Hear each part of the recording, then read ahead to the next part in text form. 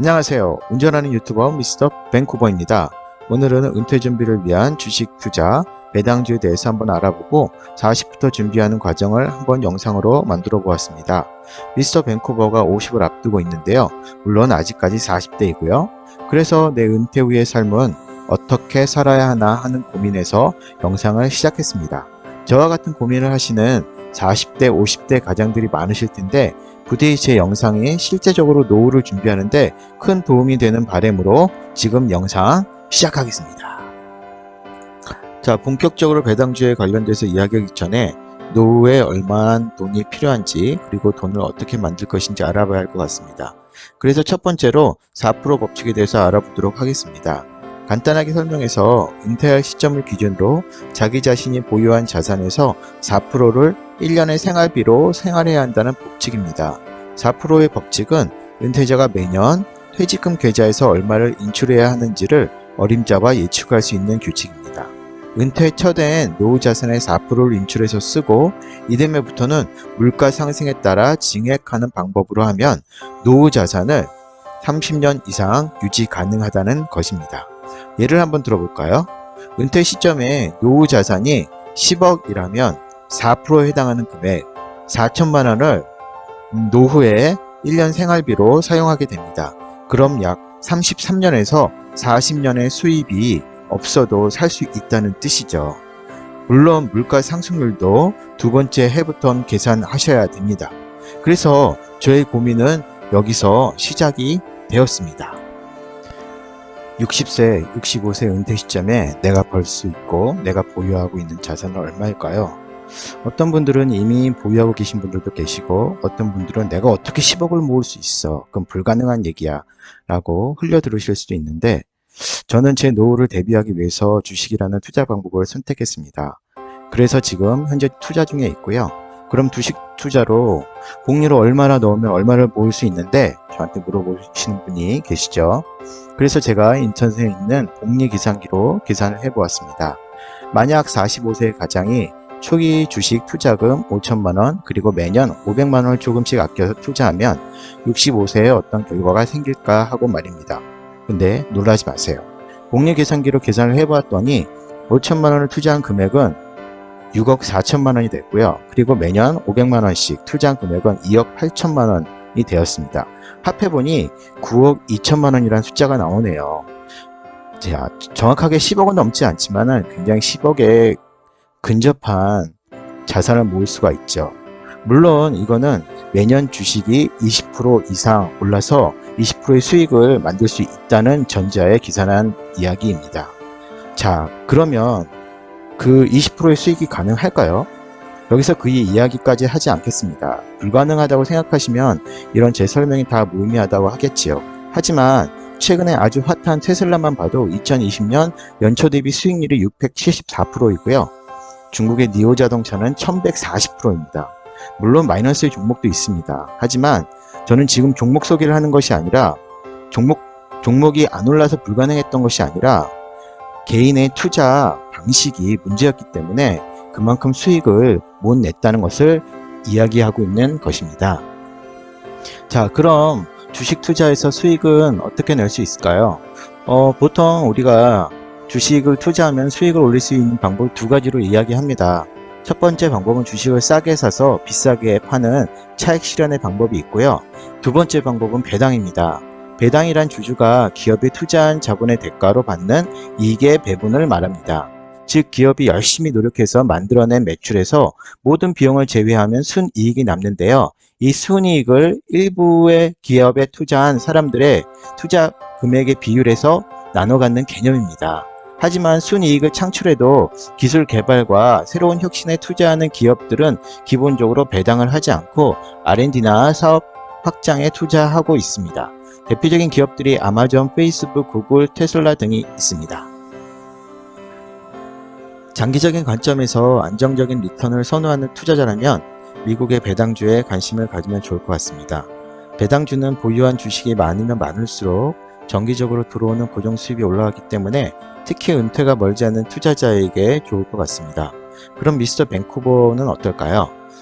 미스터 밴쿠버의 나이는 지금 40대 후반인데요. 앞으로 은퇴하려면은 17년 정도 남았기 때문에 은퇴 자금을 그때까지 확보하는 게 더 좋은 투자 전략이 아닐까 싶습니다. 그래서 저는 사용하고 있는 전략이 50대 후반까지는 지금 제가 사용하고 있는 전략, 그러니까 주식을 싸게 사서 비싸게 파는 장기 매매를 지금 장기 매매라고 하니까 무섭네요. 아주 장기적인 관점에서 주식을 매매하는 방법들을 선택을 하고 있고요. 50대 후반부터는 성장주나 우량주에서 찾되, 또한 조건이 하나가 배당을 주는 회사를 그렇게 해서 지금 투자 전략을 바꿀 계획에 있습니다. 자, 배당주에 대해서 본격적으로 알아보기 전에 먼저 용어를 좀 알아보도록 하겠습니다. 첫 번째, declare date, 배당 발표일인데요. 회사 이사회에서 배당 지급을 결정하고 발표하는 날입니다. 두 번째로는 ex-dividend date, 배당 낙일인데요. 배당금을 받을 권리가 없어지는 날입니다. 이 말은 무슨 말인가요? 배당 낙일 전에 주식을 매수해야 배당금을 받을 수 있다는 이야기겠죠. 아주 중요한 것 같아요. 그 다음엔 record date, 주주 명부 확정일인데요. 배당 기준일이라고 불리우는데 주주가 배당 받을 권리가 인정받을 수 있느냐의 기준이 되는 날입니다. 하지만 보통 그 주식의 소유주가 바뀌는 시간이 2일이 소요되기 때문에 보통 배당 낙일 하루 전에 주식을 보유해야 합니다. 자, 그 다음 용어는 pay out date가 있는데요.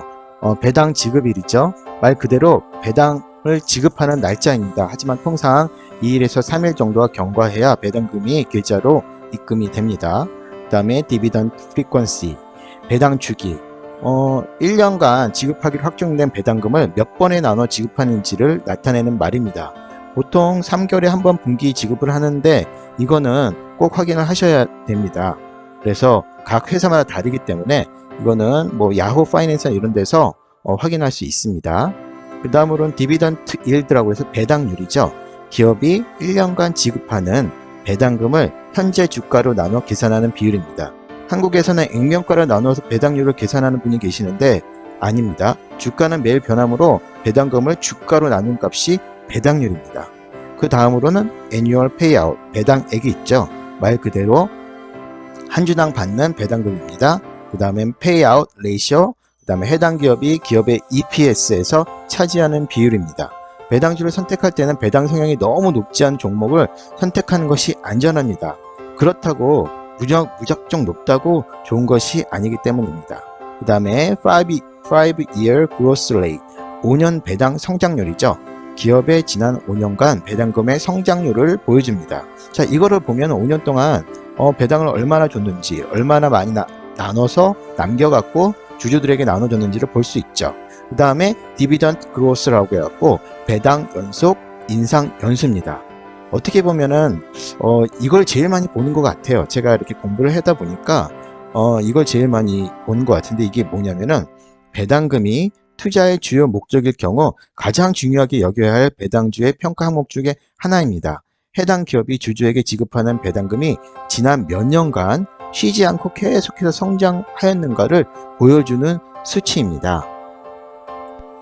자, 이번에는 실제적으로 코스코를 한번 보겠습니다.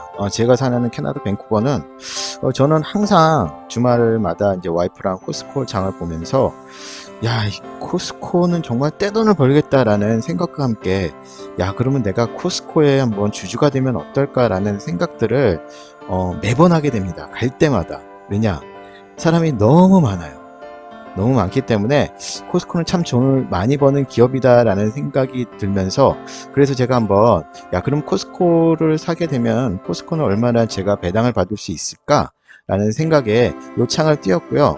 제가 지금 보는 창은 Seeking Alpha라는 사이트 가시면은 볼 수가 있어요. 그래서 Seeking Alpha 가서 한번 자기가 원하는 기업을 한번 찾아보시기 바랍니다. 그래서 요 사이트에 들어가서 이제 디비던드 관련돼 갖고 정보를 한번 보시면은요. 첫 번째, 제가 빨간 박스로 만들어 놨는데요. 디비던드 썸머리만 한번 보시면 될 것 같아요. 그래서 디비던드 일드, 배당률이죠. 기업이 1년간 지급하는 배당금을 현재 주가로 나눠 계산한 비율입니다. 코스코의 연간 지급액이 2.8달러죠. 2.8달러, 현재 주가가 376.78달러. 그래서 배당률은 약 2.8을 376.78로 나눈 값인 0.74%입니다. 근데 이건 좀 작아요. 제가 생각하기에는 주가가 저 정도 되는데 이거밖에 안 준다? 이거 좀 작기는 한데 여러분이 생각하는 사이트 가셔갖고 회사를 한번 찾아보시는 것도 제가 보기에는 좋을 것 같아요. 절대 제가 코스코를 사라고 제가 말씀을 드리는 거 아닙니다. 이거는 그냥 제가 그 이그젬플로 이렇게 보여드리는 거예요. 어떻게 디비던트를 확인하고 어떻게 배당 좋은 회사를 찾는지 절대 오해 없으시기 바랍니다. 그래서 조금 낮은 숫자이긴 해요. 하지만 그래서 뭐 첫 번째 나온 게 디비던트 일드가 0.74%좀 말씀드렸죠. 그 애니얼 페이아웃 그래서 매년 지급하는 금액이 2.8달러 그리고 페이아웃 레이시오 페이아웃 레이시오가 뭐냐면은 배당 성향인데요. 배당 성향 보면 27.86%가 나오죠. 근데 이거 아주 잘 보셔야 돼요.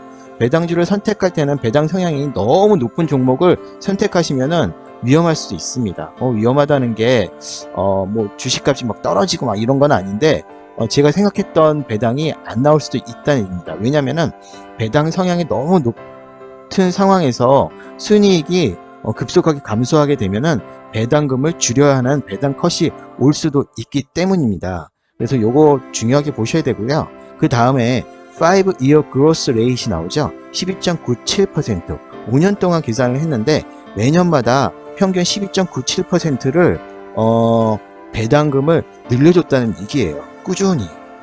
제가 보기엔 나쁜 금액 아니에요. 그리고 가장 제가 아까 중요하게 봐야 된다고 했던 그 디비던트 그로스라고 나와 있죠. 몇 년 동안 얘가 계속 성장을 해왔는지를 보여주는 숫자입니다. 여기는 코스코는 10 years라고 되어 있죠. 이 얘기는 10 year, 10년 동안에 코스코는 꾸준히 배당금을 그러니까 늘어났다는 얘기죠. 쉽게 얘기해서 10년 동안. 그래서 이거보다 더 기간이 오래된 회사들도 있고요. 뭐 그 대신 중간에 한 번이라도 이게 떨어지게 되면은 디비던트 그로스가 10 years가 아니라 그 끊어진 기간에서 계속 또 올랐던 그 기간만큼을 또 계산하게 되어 있습니다. 자, 그러면 배당주 어디에서 어떻게 찾나? 제가 저도 뭐 주식을 공부하고 있는 입장이 전문가는 아니기 때문에 이제 구글이나 이런 여러 포털 사이트 정보들 좀 얻고요. 그래서 제가 구글에서 한번 찾아봤어요. 그래서 Best Dividend Stock in USA라고 치면은 너무나 여러 정보들이 나와요. 그래서 그렇게 제가 서치를 하고 거기에 대한 결과를 하나 조금 캡처를 해갖고 올려드렸습니다. 그래서 뭐 컴퍼니, 벤치마크 인덱스, S&P, 그다음에 뭐 브로드컴, 텍사스 인스트루먼트, 이튼, 뭐 되게 많죠. 뭐 저는 모르는 회사들이에요. 뭐 브로드컴 정도는 알죠. 브로드컴, 그다음에 텍사스 인스트루먼트하고 S&P 이거는 뭐 인덱스니까. 하여튼 뭐 이런 것들이 있더라고요. 그래서 이거는 여러분들이 발품을 많이 하시고 또 유튜브들이 방송하는 방송들을 좀 보시고 종목들을 조금 추리신 다음에 그 회사에 대해서 꼼꼼히 한편 살펴보시고 결정하시는 게 제가 보기엔 좋은 방법 같아요. 그런데 저는 그런 생각들을 해봐요. 멀리 있지 않습니다. 가까이 보면은 분명히 좋은 회사들이 있어요. 내가 매주 가는 코스코, 그 다음에 급할 때 가서 뭐 사는 월마트, 뭐 이런 회사들이 있죠. 우리 애들이 피자만 먹으면 콜라를 찾는데 코카콜라, 너무나 많은 회사들이 있어요. 그러니까 너무 어렵게 생각하지 마시고 공부를 하셔야 됩니다. 반드시 공부를 하셔야 되고 그 다음에 내가 이 회사는 어떨까 그러면은 오셔갖고 싱킹 알파에서 한번 찾아보세요. 이 회사 괜찮네? 이 회사 왜 배당도 많이 주고 오래 가져갈 수 있을 만한 회사네 라고 생각을 하시면서 그런 회사들 좀 찾으시는 노력이 좀 필요할 거라 생각이 듭니다. 자, 이제 결론을 내릴 시간인데요. 결론을 내리기 이전에 제가 공부를 하면서 이런 유의사항이 있겠구나 라는 생각이 들었어요. 그래서 이런 부분도 꼭 짚고 여러분께 좀 말씀을 드리고 싶었습니다. 미국 기업은 전체적으로 주주 친화적이고 배당 성향도 굉장히 높습니다. 분기마다 꼬박꼬박 나오는 현금 배당을 목표로 고배당주에 투자하는 것도 나쁘다고 할 수 없지만 여기서 우리가 간과하지 말아야 할 것은 배당주 선정이 단순히 배당률이 높다와 오랜 배당 역사가 있다 라고만 볼 때 문제가 생깁니다.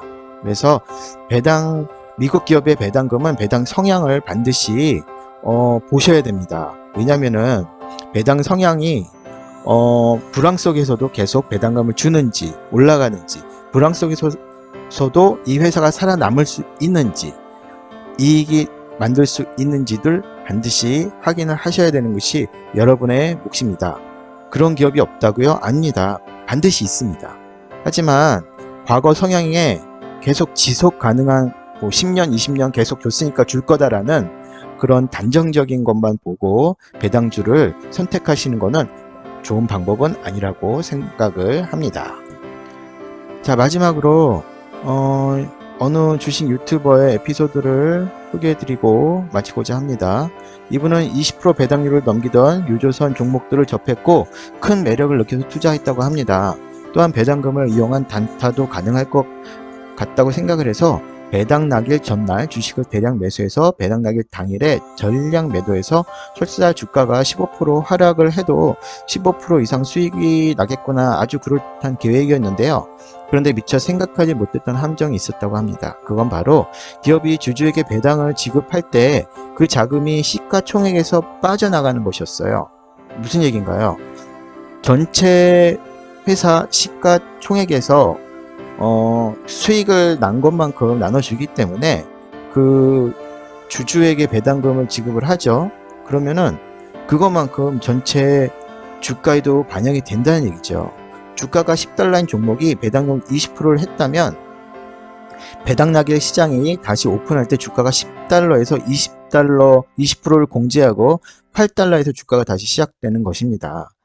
그래서 그분은 정말 큰 공부를 하셨다고 고백을 하시더라고요. 그래서 저도 좀 이런 것도 있구나 라는 생각이 들었는데, 그래서 배당주 또는 중기 이상으로 가져간다는 생각으로 오래오래 아주 큰 혁신을 못 보여주지만 오래 살아남을 수 있는 아주 튼튼한 회사를 찾는 것이 가장 좋은 배당주가 아닐까라는 생각을 하게 되었습니다. 자, 제가 결론을 내다가 급하게 사진 한 장을 더 추가를 했는데요. 지금 타이완 캔, 그래서 지금 이분은 타이완이스 캐네디언입니다. 제가 사는 밴쿠버에 같이 사는 이 친구이기도 하고요. 제 친구라는 얘기는 절대 아니고요. 그런 분입니다. 그래서 이분은 아주 유명해요. 왜냐면은 배당주로 지금 은퇴를 계획을 하고 아주 계획대로 잘 진행이 되어 가고 있고요. 실제적으로 이분이 한 달에 거의 한 2,000불 이상 배당으로만 지금 돈을 받고 있고, 그걸 상당 부분 생활비로 충당을 하고 있다고 합니다. 그래서 관심 있으신 분들은 제가 화면 위에 보면은 taiwancan.com 디비던트 라고 되어 있네요, 사이트 이름이. 그래서 꼭 한번 들어가고 보시길 바랍니다. 자, 오늘 방송 어떠셨나요? 생각보다 어렵지 않죠? 몇 가지 지표를 잘 확인하고 좋은 회사를 찾고 또 그 회사가 어떠한지를 잘 확인을 한다면은 좋은 배당주를 여러분들도 반드시 찾을 수 있을 거라 생각이 듭니다. 그래서 저도 지금부터 하나하나 리스트업을 하고 주의 깊게 여러 회사들을 살펴보고 있어요.